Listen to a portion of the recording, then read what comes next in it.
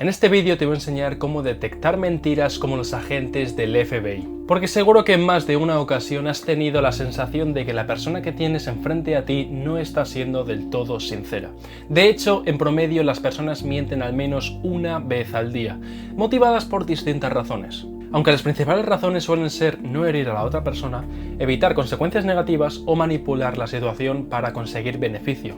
Esto último claramente a costa de la otra persona. Justamente por esto mismo, detectar mentiras no es solo una habilidad, es una forma activa de autodefensa, que te protege frente a posibles engaños que te pueden costar muy caro. El FBI lleva usando muchísimas técnicas para detectar mentiras en sus interrogatorios, y hoy te voy a mostrar las más efectivas que puedes usar en tu día a día para detectar estas mentiras. Así que empecemos por la primera táctica, que es hacer las preguntas adecuadas. Un estudio de 2018 analizó cuáles son las mejores preguntas para detectar una mentira. Las preguntas demasiado abiertas, como por ejemplo, ¿qué tal te fue anoche?, son muy mal candidato, porque dejan mucho margen para respuestas vagas y facilitan un montón la evasión de detalles incómodos. Las preguntas más cerradas con una suposición positiva suelen ser mejores, aunque siguen permitiendo un margen bastante alto para mentir. Las mejores preguntas son las preguntas abiertas con una suposición negativa, como por ejemplo, ¿por qué llegaste tarde anoche? Este tipo de preguntas empujan a la otra persona a responder con la verdad,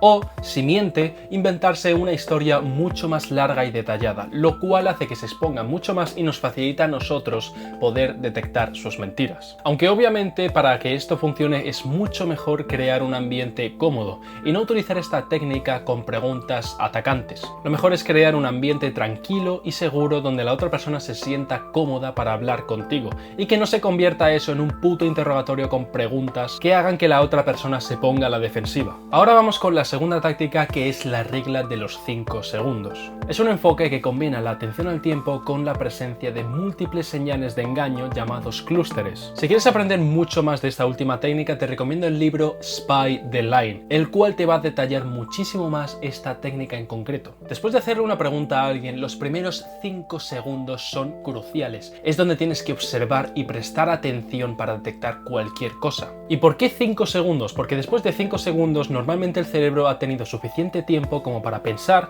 para distraerse o para cualquier cosa, y las respuestas que puede emitir ya no probablemente sean directamente relacionadas con la pregunta que tú le acabas de hacer. Por ejemplo, 5 segundos después de preguntarte algo, probablemente puede ser que pase una persona atractiva por mi lado y tú te distraigas mirándola. Eso no es una señal causada por mi pregunta, es una señal causada por el entorno, por una distracción que ha tenido la otra persona. Por eso es importante que la detección de señales se haga pronto después de la pregunta, siendo lo más óptimo los primeros 5 segundos. Las señales que buscamos pueden ser verbales, como contradicciones o evadir la pregunta, o no verbales, como tocarse la cara o mirar hacia otro lado. Ahora bien, claramente detectar solo una señal en los primeros 5 segundos es poco probable que sea debido a la pregunta. Esa señal puede perfectamente estar causada por el carácter de alguien o por los hábitos personales. Pero si detectas varios y encima muy seguidos, es una señal bastante clara de que la otra persona puede ser que no esté siendo del todo sincera. El conjunto de estas señales en un conjunto periodo de tiempo, sobre todo si este tiempo es temprano,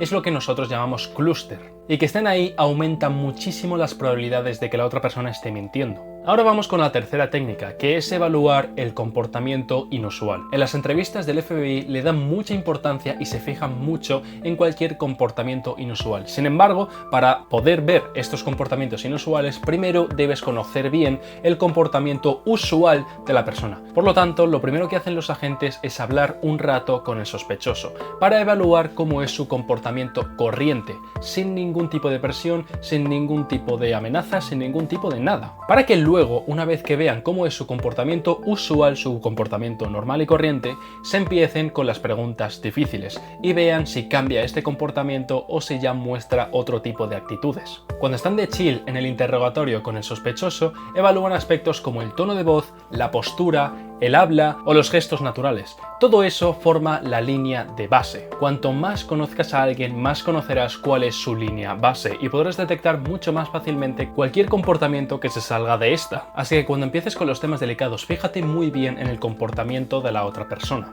Si de repente cambia bastante e instantáneamente su comportamiento comparado con su línea de base, puede ser una señal de que te está mintiendo o de que se siente incómoda y prefiere evitar la verdad. Por ejemplo, si una persona suele mirarte a los ojos, pero cuando empiezas con los temas delicados desvía la mirada constantemente para evitar mirarte a los ojos, puede ser una señal de que sus respuestas no están siendo las que debería decirte. Y ahora vamos con la cuarta técnica, que es la técnica de la doble pregunta. Una técnica muy eficiente para detectar mentiras es hacer una pregunta sobre el mismo tema con un lapso de tiempo considerable. Si por ejemplo estás hablando con una persona y le preguntas si fue al gimnasio ayer, puede que te conteste que sí y que hizo un entrenamiento de pierna. Bueno, pues después de un tiempo, manteniendo una conversación agradable, no sé qué, no sé cuántos, pero después de un tiempo, le vuelves a preguntar una pregunta acerca de ese mismo tema, como por ejemplo, ¿qué entrenamiento hiciste ayer? Y si la respuesta de la otra persona difiere con la respuesta a la primera pregunta en cualquier cosa, puede ser una señal de que no te estás siendo del todo sincero. Por ejemplo, la pregunta de que ¿qué entrenamiento hizo ayer? Te dice que entrenó espalda-bíceps, cuando en la primera pregunta te dijo que había entrenado pierna. Sin embargo, es importante que estas dos preguntas sean del mismo tema, pero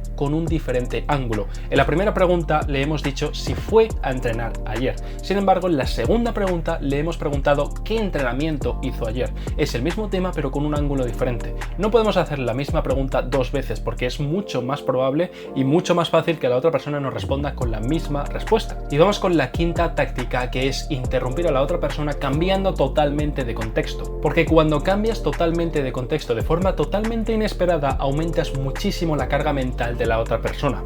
Mentir ya es de por sí muy mentalmente exigente. Tienes que inventar cosas, recordar tus mentiras y evitar contradicciones, y todo eso en tiempo real. Créeme que mentir cuesta bastante esfuerzo. Así que si en medio de todo ese lío mental cambias totalmente de contexto y haces una pregunta como por ejemplo, ¿y qué estabas haciendo justo antes de eso? Obligas a la otra persona a literalmente empezar de nuevo. Empieza a pensar, empieza a inventarse cosas, empieza a intentar reorganizar la historia que estaba contando, y ahí es cuando nosotros podemos darnos cuenta de si está mintiendo o nos está diciendo la verdad. El objetivo aquí es observar cómo maneja la interrupción. Si parece confundido y empieza a pensar mucho más de lo que debería, pueden ser señales claras de que no te está siendo sincero. El mejor momento para interrumpir es en medio de su discurso, cuando su nivel de concentración y esfuerzo mental está alcanzando el máximo. Es ahí cuando le metemos la hostia, aumentamos muchísimo su carga cerebral y entonces se colapsa todo. Tampoco seamos gilipollas. Si la otra persona está diciendo la verdad y cuando la interrumpes te dice la verdad y te dice, o sea, te das cuenta de que está diciendo la verdad, pídele perdón por interrumpirle y dile que continúe con su historia tal y como la había dejado. O sea, me refiero, ante todo, educación. Otra técnica más es la del detalle falso. Si en medio de la conversación le decimos un detalle falso, obligamos a la otra persona que haga una de dos cosas. Imaginemos que te está contando una historia de cómo fue a comprar al supermercado ayer y de repente tú le dices que ayer la tienda estaba cerrada. Una persona que te esté diciendo la verdad se verá obligada a corregirte el error. Te dirá, no, en la tienda estaba abierta ayer porque yo fui a comprar. O sea, la persona que te está diciendo la verdad sabe perfectamente que tú te has equivocado. Sin embargo, si una persona te está mintiendo, es bastante más probable que no se atreva a corregir tu error y de repente se ponga nervioso, se diga, hostia puta, a lo mejor le he liado y me ha pillado la mentira, no sé qué, todas esas cosas, ¿sabes? Es lo mismo de antes. Su concentración y su nivel de esfuerzo mental estaban en el pico intentando cuadrar la mentira y de repente le has soltado un detalle falso y le has obligado a empezar de nuevo. Esta trampa cognitiva funciona porque una persona que miente teme contradecirte, teme que si insiste en su historia sea mucho más probable que tú le pilles mintiendo. Por lo tanto, va a tener que cuadrar toda la historia que te estaba contando con tu detalle en mente, literalmente empezando de nuevo. Y es ahí donde nosotros nos damos cuenta de que ha estado mintiendo. Por último, quiero decirte que si crees que estos consejos te han ayudado un mínimo, bueno, pues puedes suscribirte, darle like, compartir y todas esas mierdas, pero sobre todo quiero que sepas de que hay un link en la descripción para que puedas agendar una llamada de 30 minutos conmigo totalmente gratis para que podamos estudiar tu caso y arreglar tu caso. Y además, si quieres enviarme una consulta con cualquier problema de relaciones sociales que tengas, tienes un correo también en la descripción para que puedas enviarme la consulta y yo hacerte un vídeo al respecto. Dicho esto, nos vemos.